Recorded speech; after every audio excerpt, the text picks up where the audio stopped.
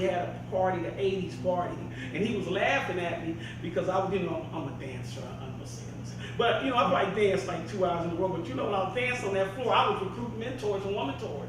Yeah. I left out of the club and had 4 men who wanted to be mentors and 4 women who wanted to be mentored. Because every moment that these young men are dying, the greatest purpose is to have purpose.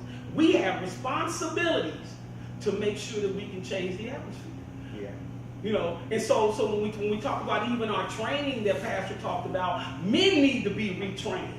See, they tricked us. They tricked us in the civil rights that we were talking about. In the 60s, we were out there, we had a plan, we ended up getting a job, we got the houses, we went to school, then we became what? Complacent. Right. Mm-hmm. We lost all of that. Yeah. I mean, we were there, we put all that, I'm a doctor, I'm a lawyer, I'm a judge. We were supposed to be a doctor for our community. How is it that we got black psychologists don't even understand the minds of black boys? Right. How is it that you might have a black lawyer that don't understand the back of his mind? He has to do whatever he can to save that black boy because he's one step away. He was one step away. He didn't pull himself up by his own boots. Right? So I'm telling you, it's a lot that goes into this, and that's why this mentoring is so important. We got some young people in the audience, and young brothers, can we ask you all some questions? What do you all see that's needed, in the community, especially when it's concerning young black men? Mentor, leader, somebody to tell them something to talk to. Okay, all right. Talk to. To give some type of guidance and direction. Where would you say that you get most of your information about manhood? Internet, okay. TV and the internet. As you're growing up and you have your peers, what is their mentality for the future? What are young people, young men in particular, what are they thinking as far as the future that you have heard, as far as what they want to do, what they want to be, you know what I'm saying? Drug dealers. What do you say? Rappers. I mean, so this is the. Thank you, brothers. I mean, because this is what the information that I've got. One of the things that you were talking about. Listen to what this Dr. Joseph Bailey, the third, stated that reoccurring problem with mentoring black boys is their unwillingness to take advantage, as you were saying before, to take advantage of the abundant opportunities available. It says that the late Richard King, a black psychologist, said in a book called The Black Origins on page 103, he said most black people are dead today because they don't have control of their mind. They don't know how their mind operates, and so they would rather allow the slave master to think for them. And so it's one of those sayings that if you don't take control of your future, somebody else will. Mm-hmm. And so this is an issue that we have with young black boys, is that they don't have the knowledge of self. Mm-hmm. Mm-hmm. And they don't, and we're not in absent also, which makes it worse, is we are telling them a lie about this integrated society that we live in. So it's a commercial. One commercial showed this boy, he was running on the track, right? And he was jumping over these hurdles. These hurdles were about this small. But then they gave him the real hurdles that real track stars have to jump over, and he just stood there and looked at it. And that is the condition of our young people. They look at society and they don't know how to get around it. So let me ask you, Derek Jr., did you want to add anything?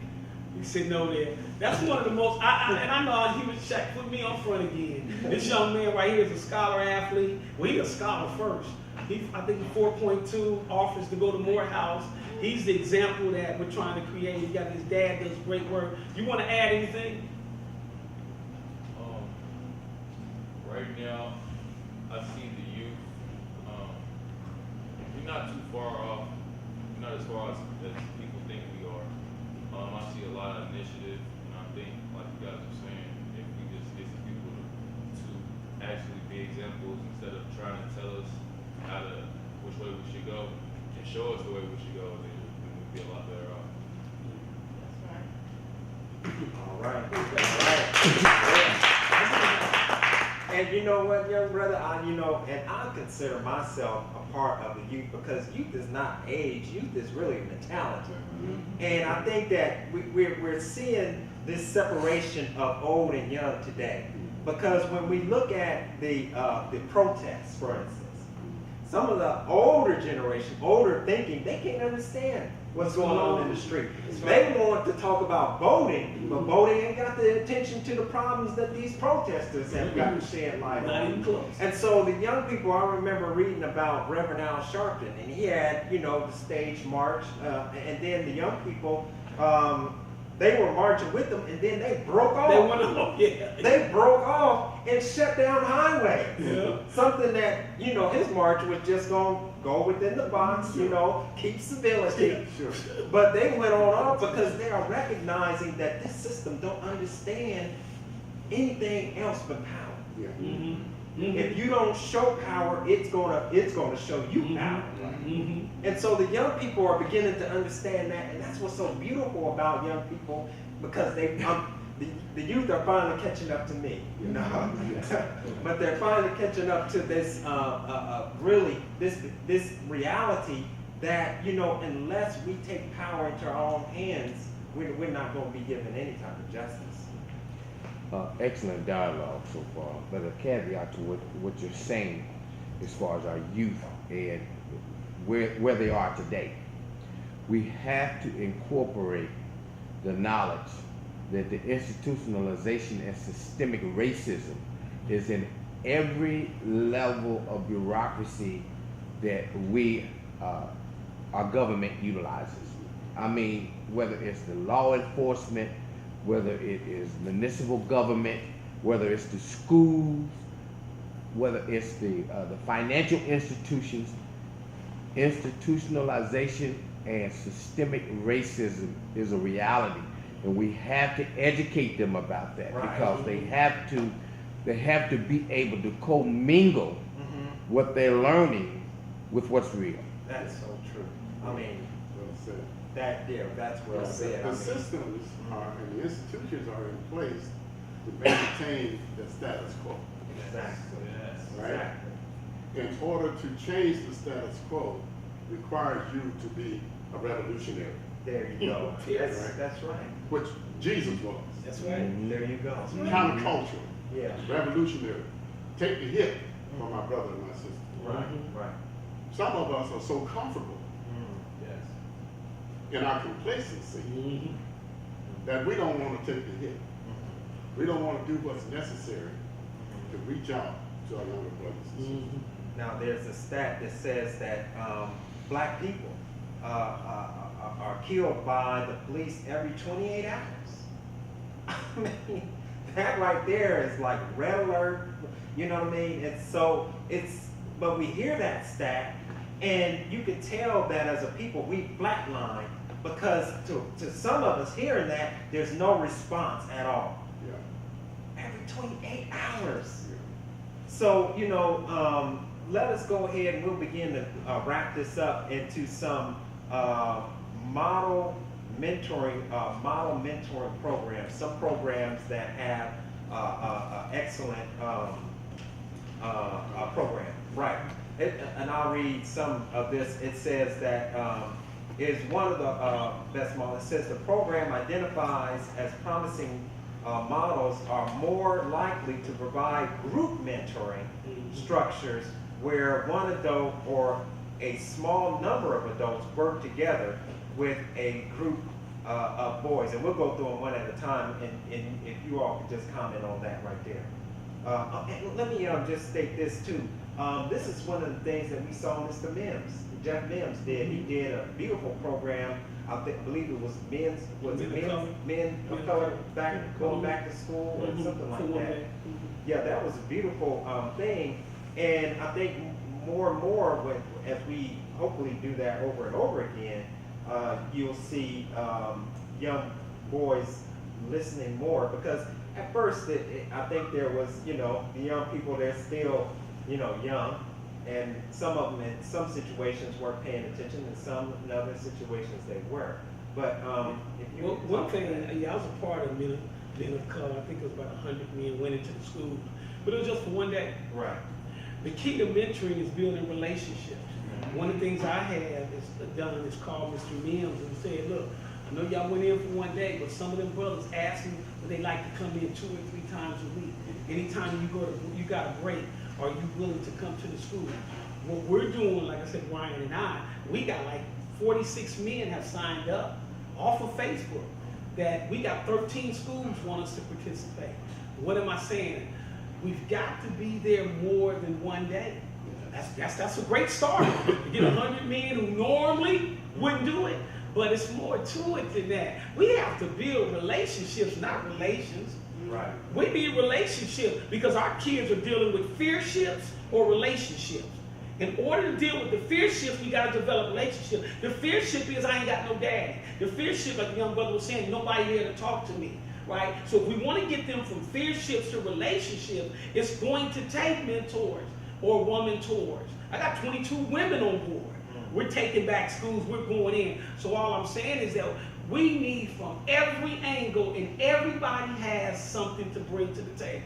I don't care if you just come. One sister said, all I know how to do is hug. Well, my mama said you need 6 or 7 hugs a day. Right. My mama said, I'm hugging you, I'm embracing you. I'm like, oh, my mama crazy until I got older. I figured it out. Because, when I got in trouble, I always wanted my mom to hold me. Right? Because she instilled that. So I just think it's real important, though, when we have these programs, we cannot just no more be ineffective or effective. We have to be efficient. Effective is doing the wrong thing. Yeah. All right? That's ineffective is doing the wrong thing. Effective is doing the right thing.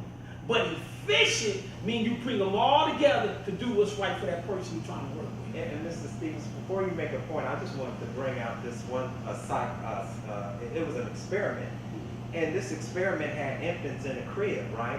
And the infants that were picked up and nurtured lived. But did you know that those infants that were never nurtured, they were fed, but they were never picked up, they died. They died. Yeah. And so that hug, a lot of our young people don't get hugs. Think about the nursing. Some of them get slaps. Yeah. Well, Think that's about the why it's nursing. important for us to understand the hierarchy of needs and the basic needs. As an educator, I understood very clearly that kids were not ready for ABC when they were hungry. So you got to meet the basic needs before you do anything. But earlier you were talking about the effectiveness of having young men in groups. That's a reality. That's why gangs are successful. Young men don't run away from authority and structure. Gangs have authority and structure, and if you violate them, it could cost you your life. So they're not afraid of that. But they find safety and security in groups. The important thing is to have the right kind of group.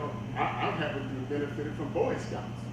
I mean, there are some constructive groups that young men belong to, and the church should be involved. I tried for 3 years to get a Boy Scout group going on the west side. They didn't get nowhere with anybody. Couldn't even get anybody to collaborate.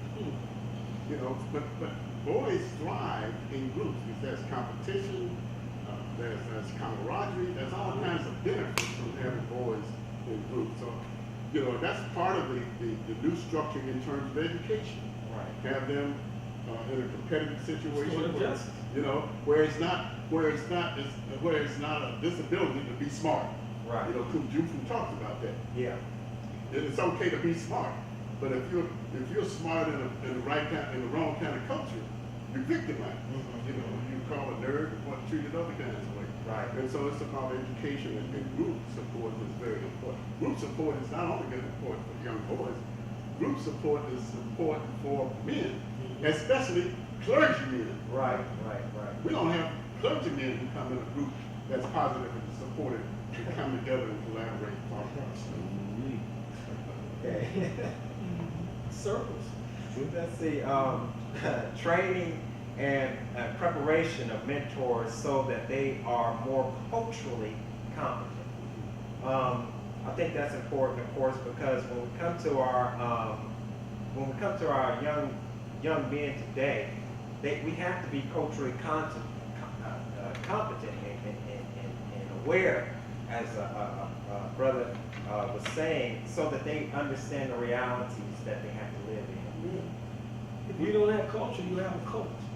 Which one? That's why culture is so important. Inside the word culture is the word culture. Real simple. All right? And that's why I think rites of passage is so important. Yeah. One of the things that I have introduced to, honestly, the Oakland schools first, and now Dayton, I'm trying to work with Brother David Lawrence, who does some good stuff, is called restorative passage. Since they're doing restorative justice, I call it restorative passage. I was trained in restorative justice right after the Million Man March in 1996, and I was trained in rites of passage right after the Million Man March in 1996. And restorative passage means I'm putting restorative justice and rites of passage together. And Oakland is looking at this model, right? So that's the circle. Restorative justice means a circle. It means to restore, right, to encounter, and then to transform. But rites of passage saying, this is how you do it though. So we're transitioning from I am, intelligent African male, to I am, intelligent African man, to I am God. We leave that piece alone. We don't even go there. So I just think that it's so important for them to start saying I am, take them through the transition. And I think that the pastor, not just the pastor, I'm not putting it all on them. So the brothers out here, they need to go through rites of passage. I mean, you need to understand rites of passage have like 7 or 8 levels, right? And for male and female, it's not just male, right? And it goes back to our core being, who we were. Because you can talk to our kids all you want, boy, they don't know that history. But they go from what, slavery to throwing football and think that we free. Right. And we definitely want to do a program like this for young women. Right now, of course, we're talking about young men. We're talking about them because they're the major target. But our young women, they have their issues and they're targeted in a different type of way. And we do everything for her. That's why she's important. Right. Okay, the structure of the programs and the training and support offered to mentors are geared towards educational success, career development, civic engagement, and building character and leadership among youth served by the programs, while they strive to reduce the involvement of boys in troubling behaviors. These programs are initially at